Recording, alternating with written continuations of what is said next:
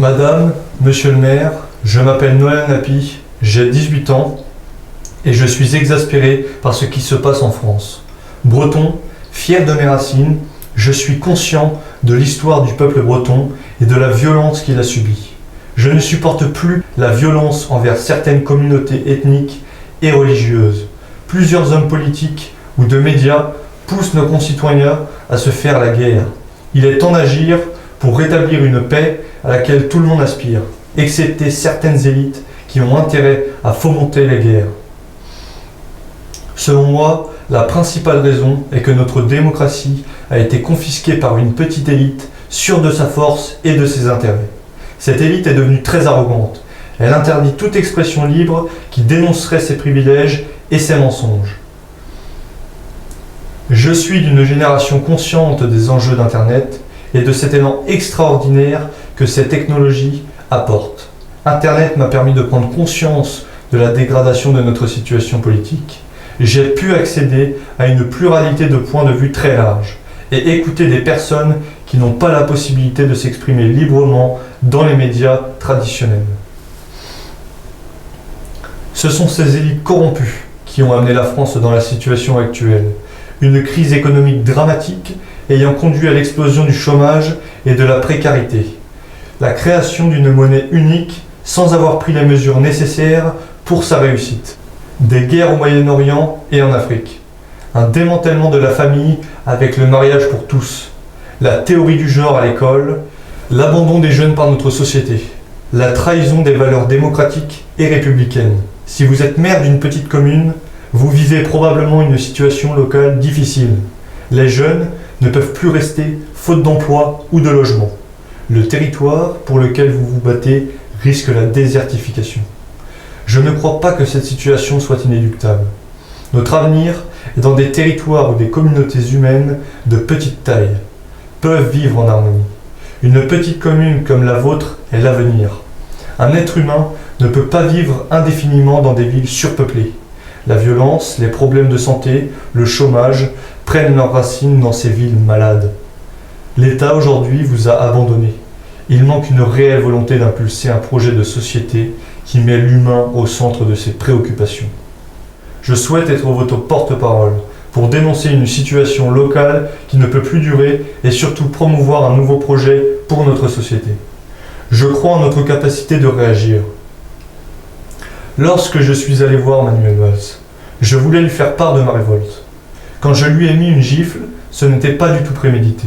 Au départ, je voulais lui dire quelques mots, mais j'ai ressenti sur le moment qu'une simple expression verbale, respectueuse de sa personne, serait vaine.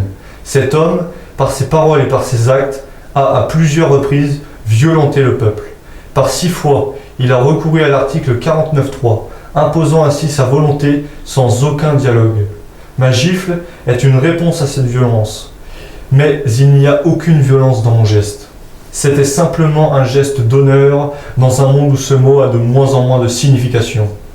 Pour reconquérir notre souveraineté, il nous faut d'abord retrouver notre dignité face à cette classe politique arrogante, indigne et corrompue, bien incarnée par Valls. Ainsi, par ce geste, je rétablis notre dignité et j'ouvre un chemin pour nous permettre, dans un futur proche, de recouvrer notre souveraineté. Mais je ne souhaite pas m'arrêter là. J'ai à cœur de donner une suite à ce geste, face à des hommes qui ont trahi le peuple. Je veux agir. Je veux redonner au peuple ses droits bafoués. C'est pourquoi je pose ma candidature à l'élection du président de la République. Ma volonté, par cet acte, est de dénoncer les dérives actuelles, mais surtout de proposer un programme devant nous permettre à tous de construire un avenir meilleur. N'étant issu d'aucun parti, d'aucun réseau, d'aucune communauté organisée, je peux légitimement être libre dans mon diagnostic et mes propositions. J'ai toujours été concerné par ce qui se passe autour de moi. Ce que je vois me révolte et je ne peux plus rester passif. Ma démarche n'est pas solitaire. Je ne veux pas être un homme providentiel. Je veux réanimer notre démocratie moribonde. Pour cela, je souhaite la participation directe du peuple à l'aide de cet outil extraordinaire qu'est Internet. Ce qui n'était pas possible hier devient aujourd'hui réalisable. Nos lois peuvent être élaborées collectivement. Nous pourrons ainsi contrôler la mise en œuvre de ces lois pour éviter toutes ces dérives que nous n'avons que trop connues. Déni de justice, abus de pouvoir, etc., etc. Le peuple peut enfin reprendre son pouvoir, confisqué jusqu'à présent par quelques-uns. Le vent de l'histoire tourne, certains événements récents le montrent, le Brexit, les primaires en France qui surprennent, les prévisions erronées des médias montrent que la situation est mûre pour que le peuple se réapproprie tous ses droits. C'est pourquoi je propose d'instaurer une nouvelle république devant permettre un meilleur fonctionnement démocratique et une participation active des citoyens. Supprimer le salaire à vie des élus, promouvoir une liberté totale d'Internet, imposer une plus grande transparence sur le travail des hommes politiques et des services publics, dans l'intérêt des citoyens et grâce aux technologies numériques. Mettre des caméras dans les tribunaux et rendre les procès accessibles sur Internet. Mettre en place des outils collaboratifs devant permettre l'élaboration collective des décisions. Favoriser le développement des entreprises plus respectueuses de l'humain et de l'environnement. Créer aussi un ministère de la créativité pour mieux accompagner les jeunes dans leurs projets de vie. Miser sur l'intelligence des citoyens et développer la notion d'intelligence collective. Mobiliser l'intelligence collective pour trouver une solution adaptée de sortie de l'euro dans le but de recouvrer notre souveraineté monétaire. Engager un grand débat national sur des thèmes essentiels comme la désertification rurale, la fiscalité des PME, la souveraineté économique, la place de la France en Europe. Privilégier la vie locale pour retrouver le lien social. Exonérer de tous les impôts les agriculteurs en difficulté. Par la fiscalité aussi privilégier le petit commerce par rapport à la grande distribution. Réorienter les dotations de l'État aux territoires en favorisant les territoires ruraux en phase de désertification. Faire payer la dette publique par les banques par le biais de taxes appropriées. Permettre l'expression de son identité en harmonie avec les autres identités.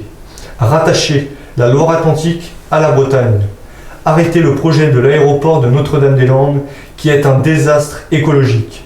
Sortir de l'OTAN, remettre la France au centre de la diplomatie mondiale dans une position beaucoup plus équilibrée et moins va-t-en-guerre qu'aujourd'hui.